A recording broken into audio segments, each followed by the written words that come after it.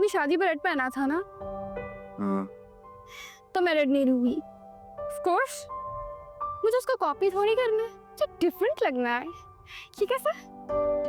ये क्या, तुम कोई भी रंग पहन लो, सारे रंग ही तुम्हारे लिए बने हैं। तुम हर किसी में खूबसूरत लगोगी, पर इसमें कुछ ज्यादा ही लगोगी, है ना?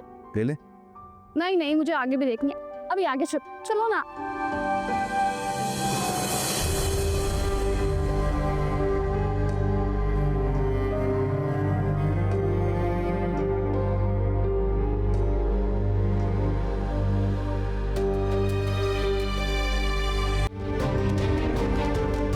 तुम कैसे कह सकती हो कि मैंने तुमसे तुम्हारा शोहर छीन लिया, और कभी तुम्हारा था ही नहीं।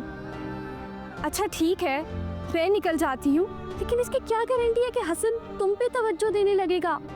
ऐसा कभी नहीं हो सकता। वो किसी दूसरी लड़की को अपनी जिंदगी में शामिल कर लेगा। मुझे पीछे हटने का कहने के बजाय तुम खुद उसकी जिंदगी से निकल जाओ।